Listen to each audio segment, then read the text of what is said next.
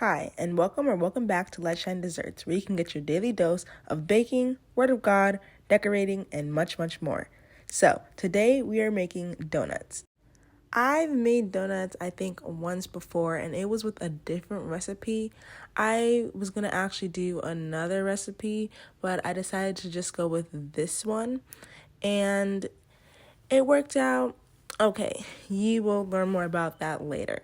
So the recipe called for milk, but I didn't have milk because I think we ran out of it the day before and I had already started making it.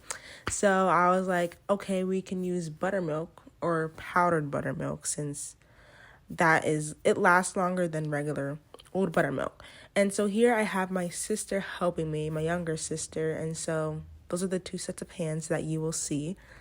Personally, for me, whenever I made like donuts, it just takes a super long time and then it just creates a huge mess because of all I guess decorating, the frying, if you're gonna do fried ones, and all that other stuff. So that's why I probably won't be making them again, or if ever, that might be in a long, long time. I might try cake donuts because, sometimes you might just want to try a donut, but I don't really like the texture of them, at least the ones I've had from the store, because it's not a cake, but it's not like a donut really. But it is better than fried stuff. But anyways, back to this. So I'm using a Ziploc bag because I don't really want to use my hands because at least at this point it was really sticky, but I did end up using my hands to kind of knead the dough. And here's what it looks like before it's gonna be doing the rising, but it didn't rise too much. I think either because I didn't use warm water with the yeast, or I used powdered buttermilk, or maybe I kneaded it too much or too little. I don't really know, but it didn't really rise as much as the video did and how a lot of other people did say that it rose for them, and it was just kind of tough when I was touching it and feeling it. But I was able to make the shapes, and we got these little regular circle donut holes.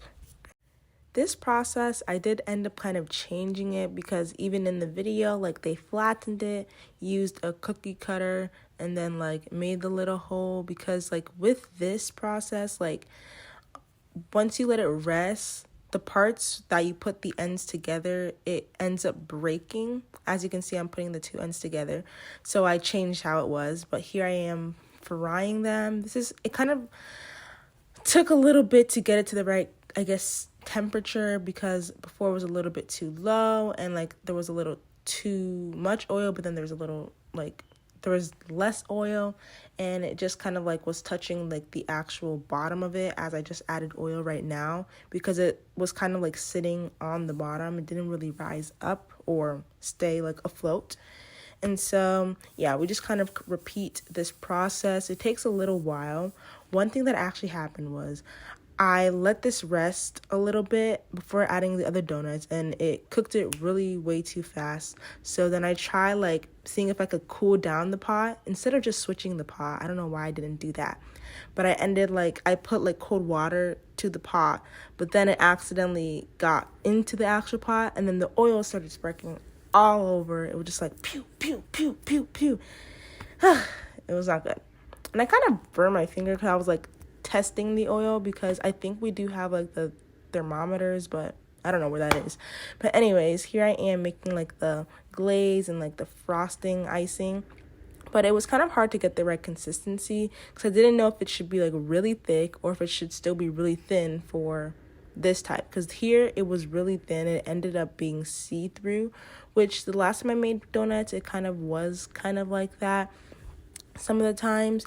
And for some reason, I always end up going with purple. I randomly chose one from the food colorings that I use, but last time it was also purple. The glazed ones ended up being some sort of shade of purple, so it was very weird.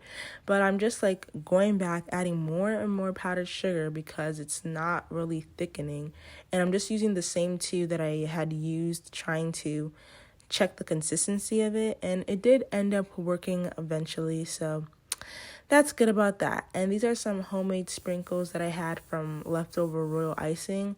It's not really the correct shape because it's kind of weird and really big, but it still looks good, kind of ish, and works out.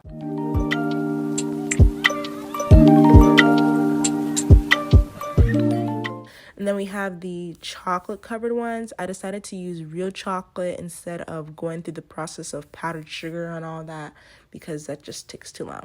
And the chocolates I have are semi-sweet, so it's very bitter, so I had to even add some more powdered sugar because, yeah, they were really tough when we were eating them.